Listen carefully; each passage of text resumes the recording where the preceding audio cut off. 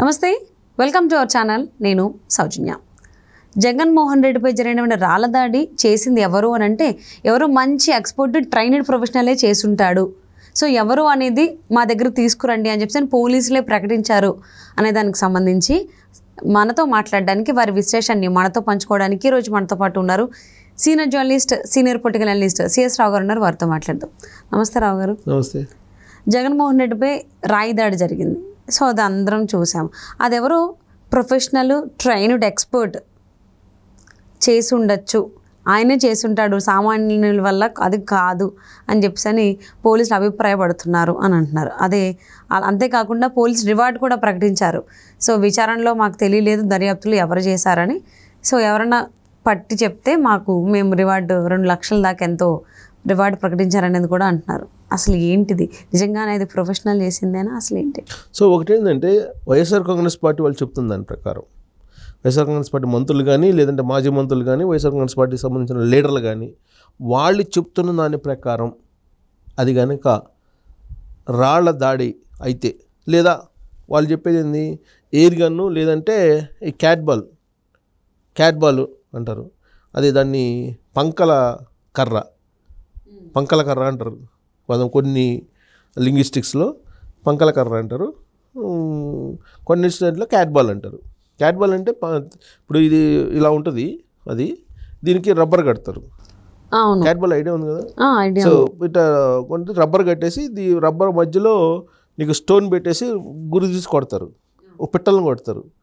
పిట్టలు కొట్టేవాళ్ళు ఎక్కువగా పిట్టలు కొడతారు. సో వాళ్ళు ఇప్పుడు అంత ఎక్స్పర్ట్స్ ఎవరెవరు ఉన్నారు అక్కడ అనేది ఇప్పుడు జల్లు పడుతున్నారు పోలీసులు. ఇది క్యాట్ బాల్ తోటి కొట్టిన వ్యవహారం, ఇది చూసుకొని క్యాట్ బాల్ తోటి కొట్టుంటారు, లేదంటే ఎయిర్ గన్ తోటి కొట్టుంటారని.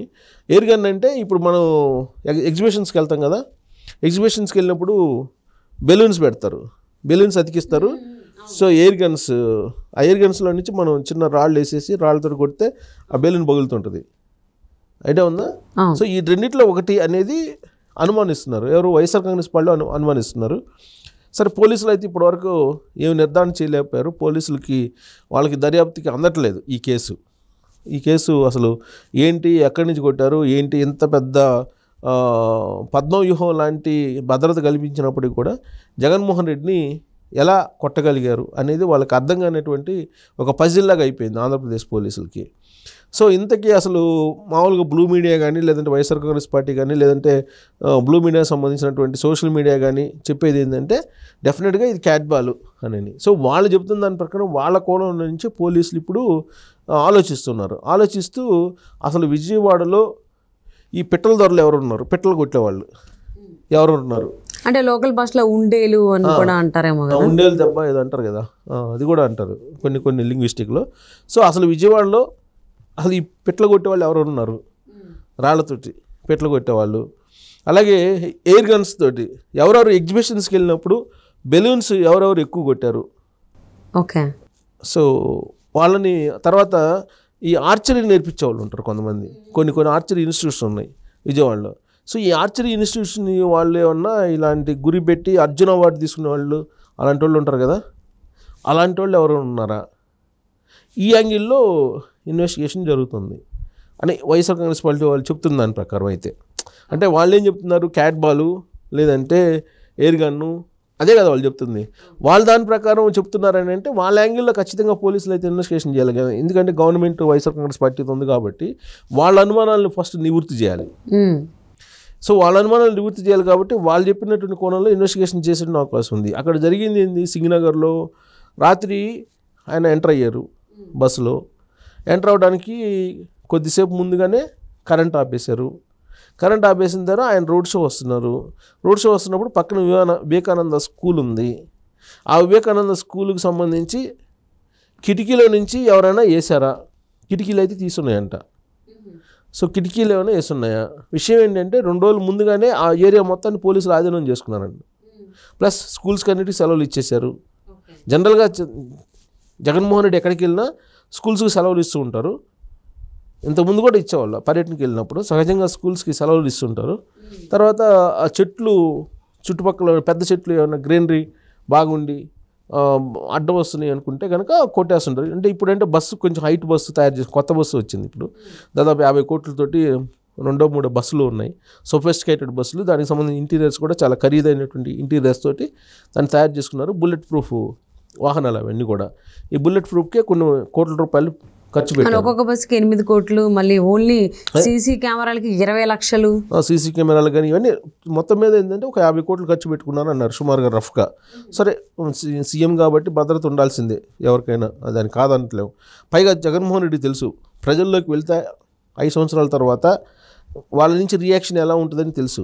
అందుకే ముందుగానే ఒక 300 మందితోటి స్పెషల్ సెక్యూరిటీ ఫోర్స్ని ఏర్పాటు చేసుకొని సెక్యూరిటీని దానికి సంబంధించి హంగామా మొత్తం క్రియేట్ చేసుకొని బుల్లెట్ ప్రూఫ్కి సంబంధించినటువంటి వెహికల్స్ కానీ ఇవన్నీ తయారు చేసుకొని బయటకు వచ్చాడు, జనాల్లోకి వచ్చారు. మామూలుగా అయితే రాలా. ఇప్పుడు 5 సంవత్సరాల్లో ఆయన ఎప్పుడు ఫ్రీగా జనాల్లోకి రాలా, అసలు జనాలకి ముఖమే కనిపించింది. ఇప్పుడైనా కానీ బస్సులో అయినా ముందు సీట్లో కూర్చొని అభివాదం చేస్తుంటాడు తప్పితే బయటికి రేత్రి పూట బహిరంగ మీటింగుల్లో వస్తుంటారు తప్పితే మామూలుగా బయటికి రారు.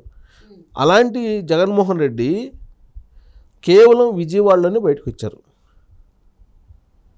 విజయవాడలో బస్సులో నుంచి బయటకు వచ్చి ప్రసంగించినట్టుగా మిగతా చోట్ల ఎక్కడా కనపడలా. విజయవాడలోనే స్పెషల్గా, మిగతా చోట్లకి విజయవాడకి కనుక చూసుకుంటే ఖచ్చితంగా విజయవాడలో డిఫరెంట్గా కనిపిస్తుంది బస్సు యాత్ర. దాంట్లో ఎలాంటి డౌట్ లేదు. విజువల్స్ ఉంటాయి కదా, చూసుకోవచ్చు. ఏంటి తేడా? అదే మామూలుగా అయితే ఆయన పోయి అక్కడ ఈ వాక్ చేస్తూ ఉంటారు. ఏది వాక్ చేస్తూ అటు ఇటు వాక్ చేస్తూ ఆయన అభివాదం చేస్తూ ఉంటాడు జనాలకి. అక్కడ పోయిన తర్వాత మీటింగ్ స్టార్టింగ్ అప్పుడు లేదంటే మీటింగ్ ఎండింగ్లోనో ఆయన ఆ వాక్ చేస్తుంటారు. ఆ వాక్ చేసి అభివాదం చేస్తుంటారు, బెంచ్ వాక్ చేస్తుంటారు ఆయన. అదే విజయవాడ సభకు వచ్చేటప్పటికి మీకు బస్సులో రోడ్ షో పెట్టారు. మిగతా చోట్ల నీకు బస్సులోనే కూర్చునే వాళ్ళు. బస్సు బయటకు వచ్చి ఎక్కి లైట్లు ఆపేసుకొని ఎక్కడ రోడ్ షో చేయాల, లైట్లు ఆపేసుకొని. మామూలుగా లైట్లు ఉంటాయి ఎక్కడైనా చేసినా కానీ, 1-2 చోట్ల చేసినా కానీ లైట్లు ఉంటాయి. ఎక్కడ కూడా ఆయన బస్సు ఎక్కి చేసిన దాఖలాలు లేవు. సో అక్కడ విజయవాడలో మాత్రం భిన్నంగా ఉన్నాయి. ప్లస్ ఆ లైట్లు ఆపేయటం, కరెంట్ ఆపేసిన తర్వాత ఇది జరగడం ఇవన్నీ కూడా చూశారు. చూసిన తర్వాత ఆయన ఇప్పుడు ప్లస్ ఇంకోటి ఏంటంటే దాంట్లో ఒకవేళ వైఎస్ఆర్ కాంగ్రెస్ పార్టీ వాళ్ళు చెప్తున్నట్టు ఆ క్యాట్బల్ కొట్టేవాళ్ళు అయితే కనుక వాడు ఎంత ఎక్స్పర్ట్ అయి ఉండాలి కొట్టినాడు. ఎందుకంటే జగన్మోహన్ రెడ్డికి సంబంధించి లెఫ్ట్ ఇక్కడ తగిలింది, లెఫ్ట్ కన్నుకు పై భాగాన అక్కడ తగిలి పక్కనే ఉన్న వెల్లంపల్లి శ్రీనివాస్ ఆయన కన్నుకు తగిలి ఆయన కన్నును డ్యామేజ్ చేసి మళ్ళీ కాలికి తగిలింది. ఎవరి కాలుకి? ఆయన కాలికే. వెల్లంపల్లి కాలుకే? జగన్మోహన్ రెడ్డి కాలుకా? వెల్లంపల్లి శ్రీనివాస్ కాలికే తగిలింది. ఆయన కాలు కూడా దెబ్బ తగిలి కట్టించుకున్నాడని బయట టాక్. వెల్లంపల్లి కాలుకు అంటే ఒక కన్ను జగన్మోహన్ రెడ్డిది, రెండో కన్ను వెల్లంపల్లి శ్రీనివాస్ది, మూడోది కాలు. అంటే ఒకేసారి ఇన్ని టార్గెట్లు చేసినోడు మామూలుడా? వెల్లంపల్లి శ్రీనివాస్కి కూడా ఎడంకన్నేనా? సరే ఏ కన్ను అయితే ఇప్పుడు ఆయనకి జగన్మోహన్ రెడ్డికి అయితే ఎడంకన్ను పై భాగం తగిలింది. ఇక్కడ ఫోర్స్గా తగలాలి, ఇక్కడ గీసుకోపోయింది, ఇక్కడ గీసుకోపోయి ఇక్కడ వెల్లంపల్లి శ్రీనివాస్కి చాలా బలంగా తగిలింది, కన్ను పోయేంత ప్రమాదం అయింది. సో పోయి తర్వాత ఇక్కడ కాలు తగిలింది, కాలుకు కూడా తగిలిందంటే బలంగా, అంటే ఇక్కడ ఎంత బలంగా తగిలిందో అంతకన్నా బలంగా వెల్లంపల్లికి తగిలింది కంటికి, ఇంకా అంతకన్నా బలంగా కాలుకి తగిలింది వచ్చి కిందకి. అంటే ఆ ఏసినోడు వాడు ఎంత ఇంటర్నేషనల్ క్రిమినల్ అయి ఉండాలి, ఎక్స్పర్ట్ క్రిమినల్, అంతే కదా, ఎక్స్పర్ట్. Okay, expert professional. ఎంత తర్ఫీదు పొంది ఉండాలి అతను. ఎక్కడి నుంచి ఇతన్ని దిగుమతి అయ్యాడు ఇతను, ఎక్కడి నుంచి దిగుమతి అయ్యాడు, ఎక్కడి అంతర్జాతీయ క్రిమినలా లేదంటే నేషనల్ క్రిమినలా, ఇంటర్నేషనల్ క్రిమినలా, అసలు ఆ స్థాయిలో చేశాడంటే ఆ కార్డ్బాలు లేదంటే ఆ ఎయిర్ గన్ కొట్టిన వాళ్ళు అసలు, అంటే నేను ఎయిర్ గన్ క్యాట్బాల్ ఎందుకు అంటున్నానంటే వైసీపీ వాళ్ళు చెబుతున్నారు కాబట్టి, నాకైతే వ్యక్తిగతంగా అలాంటి అభిప్రాయం అయితే లేదు, వాళ్ళు చెప్తుంది దాని ప్రకారం అయితే. అసలు ఎంత నిష్ణాతుడై ఉండాలి అతనికి, అతను నిజంగా పట్టుకొని అతని చేత మళ్ళీ ఎవరినన్నా అలాంటి ప్రయోగం చేయించాలి. అంటే ఒకే దెబ్బకి 2 కళ్ళు 1 కాలు. సో ఇలా జరిగింది కాబట్టి నిజంగా మీరు అన్నట్టు, అంటే వాళ్ళు వైసీపీ వాళ్ళు అన్నట్టు ఇది ఎవరో ఎక్స్పర్ట్స్ ప్రొఫెషనల్ చేసిందే. ఇలాంటివన్నీ స్టంట్లు అలాంటివి కొంచెం బయట ఎక్కడో చూసేవాళ్ళం, సినిమాల్లోనో చూసేవాళ్ళం. ఇప్పుడు రియల్గా అసలు స్టంట్లైనా సినిమాలైనా ఉందా అంటే ఇక్కడ తగిలి రాజమౌళి సినిమాలో కూడా చూపించాల, బాహుబలిలో ఆ బాహుబలిలో ఇలాంటి గన్స్ లేవు, మీ కైండ్ ఆఫ్ లేవు.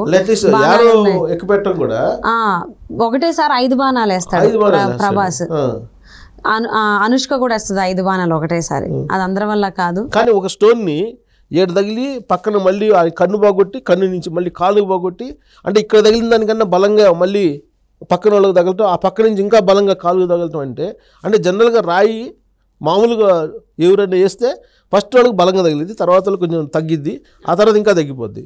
కానీ ఫస్ట్ కన్నా కూడా సెకండ్ వాళ్ళకి ఎక్కువ తగిలి ఆ తర్వాత ఇంకా బలంగా తగలటం. అంటే ఆ వేసినోడు ఎలాంటి నిజంగా ఎక్స్పర్ట్. మీ వాటిని బట్టి చూస్తే నాకు అదే అర్థమవుతుంది ఎక్స్పర్ట్ అని. సో ఆయన ఎక్కడున్నాడో అప్పుడు ఎవరిని ఆ ఎక్స్పర్ట్ని ఎవరు పట్టుకుంటారో, పట్టుకోలేకనే ఏపీ పోలీసులు రివార్డు ప్రకటించారు అని అంటున్నారు. చూద్దాం అసలు ఏం జరుగుతుందో, ఎక్స్పర్ట్ ఎక్కడ ఉన్నాడో ఏంటో. Thank you so much SS Rao గారు. చూడాలి నాకు కూడా, అందరికి ఉందా అదే ఆసక్తి? అందరికీ అదే ఉంటుంది. ఒకే దెబ్బకి 2 పిట్టలు కాదు, ఒక దెబ్బకి 2 కళ్ళు, 1 కాలు. బాహుబలి అమ్మ ముగుడోడు అయి ఉండొచ్చు నాకు. కొడాలి భాషలో చెప్పాలంటే, కొడాలి అన్ని భాషలో చెప్పాలంటే అసలు అందుకే అతను చూడాలి. సో తొందరగా పోలీసులు కూడా కనిపెడితే బాగుంది అనిపిస్తుంది. చూద్దాం. Thank you so much CS Rao గారు. Thank you.